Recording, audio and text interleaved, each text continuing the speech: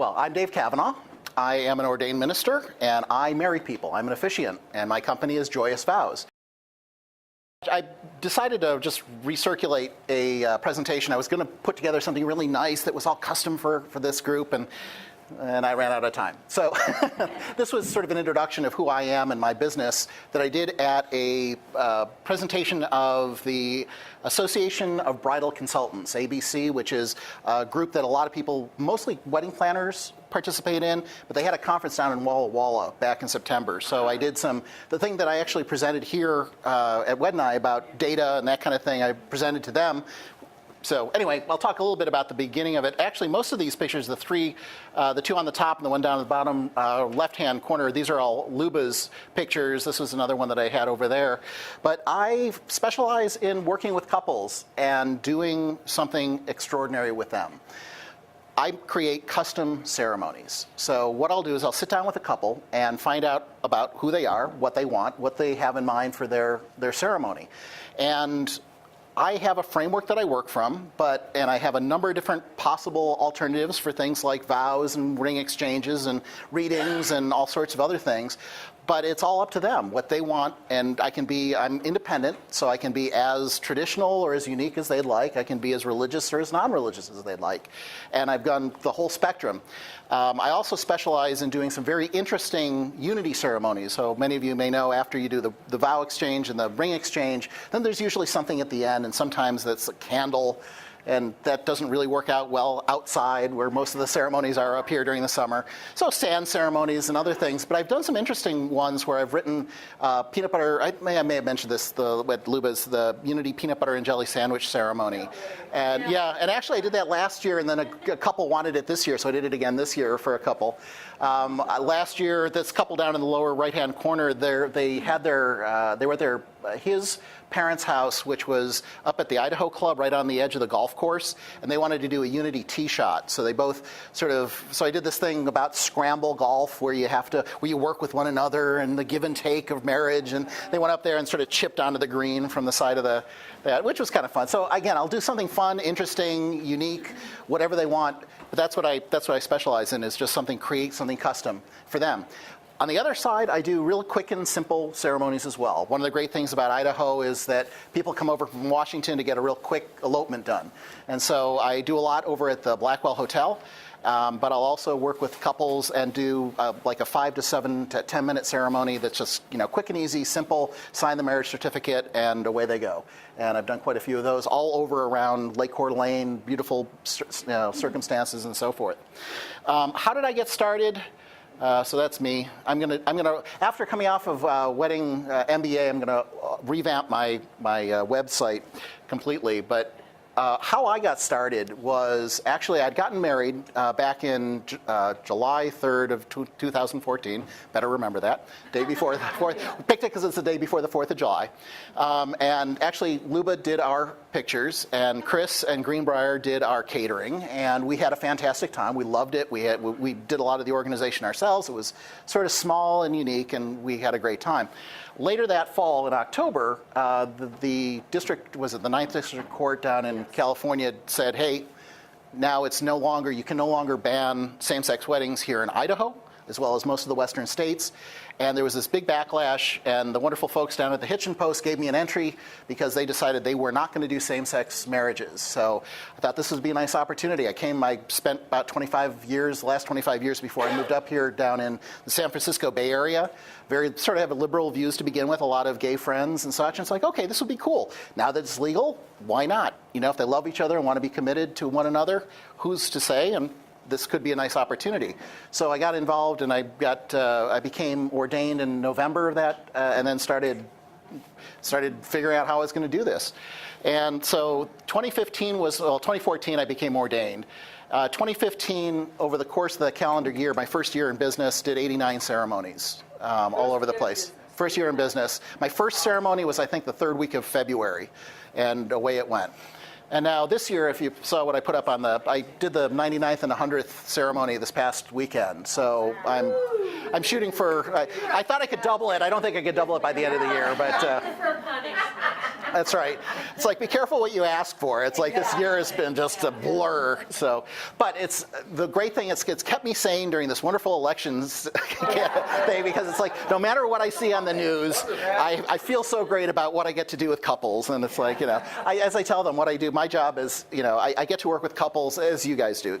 So Ralph and Karen are also ministers as well, and they also are officiants. And the great thing is that we get to work, as many of you do, with couples at the happiest times of their life. And what I get to do is reflect that joy back and amplify it to their folks. So that's a little bit who I am, what I do. Any questions about Joyous Vows or me? Yes. Yes. I have a future bride who's looking for a minister that will perform a traditional hand binding ceremony. Yes. Yes. Hand fasting. We taught him how to do that. That's right. That was yes. They did. They did. Yep. Absolutely. Yeah. Hand fasting, and I've got a few different varieties if they were strictly Celtic and the other things, so that sort of thing. Yes. So the beginning of October. I decided to go to WeddingMBA, which is a big wedding industry conference that they hold in Las Vegas at the Las Vegas Convention Center. And I can send this around. This is the sort of the program that they had if people want to take a look at it. So this year it was October 3rd through 5th, so it was Monday, Tuesday, Wednesday. Next year it's going to be the 2nd, 3rd, and 4th. And the Las Vegas Convention Center, which if you think Spokane's big, this thing is like enormous. I think it's probably the biggest convention center they have in the U.S., but it's enormous. 3,500 participants from all walks of life in the wedding industry. And we'll talk about that in a second. Actually, it's over there. Vendor booths, so they had a section of vendor booths, which was not bad. But the real thing was going to see presentations. So the cool thing is that they had breakouts. The first day they had, in the whole afternoon, were breakout sessions by profession. And they cater to wedding planners, venues, DJs and lighting, caterers and cakes. These are the categories. Photographers, florists, decor rental, linens, gowns and tuxedos, invitations, beauty, officiants, videographers, photo booths. So you go to this, depending on, and the officiants was actually one of the smaller ones. We probably had 30 or 40 different officiants from all over the country that were there sharing ideas, and the presentations catered to that part of the business. So that was really awesome and cool, and learning what other people are doing in different parts of the world. So you get ideas and go with that. The key themes that came out of this, so the major presentations they had, and I'll talk about sort of how the thing played out. Sales and marketing was probably the biggest focus, and probably has been the biggest focus of this. So how, as an individual who is running a business, who's running a wedding business, how do you market yourself and how do you close sales? Because everybody wants to get more sales, everybody wants to get more business. Had I taken this a year ago, the year prior, this past year would have been very, very different for me. I walked away with a tremendous amount of information and different ideas about how to both position and market myself, as well as price points and selling, and it was just amazing. So again, if you want to get ideas about how better to sell and market your business, this is a great place to go. Social media. So social media, I don't know how long it's been permeating this conference, but it was all over the place. So from your web page to blogs to Facebook and doing Facebook ads to there were I'll talk about a couple of the sessions where they were talking about just the landscape, the competitive landscape around social media and what to do to exploit that. One of the points that was made was today. Social media, first of all, our brides are typically in the 19 to 29, 19 to 35 age group. More and more, I think they said something like 50% will not work with somebody if they do not have an online presence. So I think everybody probably has some form of online presence, but that's where they're going to find vendors. One of the things that was recommended is you've got to be good at Facebook, because Facebook is going to be continues to be the king. So you've got to be good at Facebook plus one other, whatever that may be. Whether it's Instagram, whether it's, they said Twitter. Twitter is sort of flattening out and dropping. Snapchat is the latest and greatest thing, and trying to figure out how that's going to work. But that's where the younger ones are at. That's the new up and comer. So, Facebook plus one is sort of where you want to be for social media. Mobile. this is the other thing that they were saying, that, again, for the demographic that we're shooting for, the younger brides, they do everything on their phone, which means that your website and all of your media have to be mobile compliant. And there are a couple of interesting things that you can run to make sure to check out to see whether you're off of Google. They talked about different tests that you can run, but you have to be mobile compliant, because that's where they're at. That's where they're booking everything. That's where they want to get their information. It's all mobile. So big push to be mobile compliant. And then the vendors. And it was nice, they did a sort of a cross section, and they had an opportunity for the vendors to pitch their stuff for 10 minutes. Just 10 minutes. So they get up and do a quickie presentation, then come see us at our booth. So that was pretty cool. This is what the schedule looked like. So just to give you I'll just quickly zip through this. So on Monday, they started out with this thing called Ask the Expert. So they would get their pitch is, these are people, wedding consultants, that you would pay hundreds of dollars an hour to go talk to. They're going to put them in a room, throw your questions at them. They'll answer them the best they can. They'll give you this great advice. So they had three experts, 40 minutes each, and there were like 6 different sections, so you can pick and choose based on a topic. Which was pretty cool, So you got three different experts, and you could throw a whole bunch of questions. I went to the one about sales, and that was it was pretty interesting. Then the afternoon of the first day, from 1 to 6, the breakouts, those based on what your profession is, and so they had them broken out. There were approximately 6 45-minute presentations, and a lot of interchange among the vendors. And then happy hour, which was cool. That was hosted by The Knot. People familiar with theknot.com? Okay. On Tuesday, they had a big main stage. They started off to get people sort of like the keynote, rev people up. 4 45-minute presentations in a huge room. Everybody was all there together. Then at noon, from noon to 2, they broke out, and they had the first of these sections. They had 2 rooms where basically the vendors got up there 10 minutes apiece. Do 10 minutes, get off. 5 minutes, switch. The next vendor came up, and so it was really nice. They had like 8 10-minute presentations, so you could catch a glimpse of a lot of different ones and then go talk to them further at their booth. So it wasn't, it was very clearly, here are the vendors, they're doing their sales pitch or whatnot, and here are the other ones, which are the wedding professionals talking to wedding professionals. Then 2 to 5, they had 3 more 45-minute presentations. There were a whole bunch of different topics. And then back to the main stage and technology trends. Again, it was a lot of information about where technology is going. I'll talk about that in just a minute, but it was pretty interesting. And then Wedding Wire hosted a big party at the MGM Grand. I didn't go, but I guess it was supposed to be a big hoo-ha, lots of free alcohol, dancing, Vegas-style fun and whatever. That was Tuesday evening. And then on Wednesday, again in the morning, 4 sets of 45-minute presentations. Quick and technical. Oh, that was cool. They had this thing that they did 15-minute quick and technical presentations. So one guy talked about doing Facebook ads. Another one talked about data being used for making decisions about how to become a 6-figure. I think it was how to become a 6-figure wedding vendor. Another one had something else. It was about basically, and it was really interesting. It was like really quick hitting, but good technical information for you to go away with, get some ideas, and go drive things forward. Again, a 45-minute presentation before noon. Then the vendors again from noon to 1.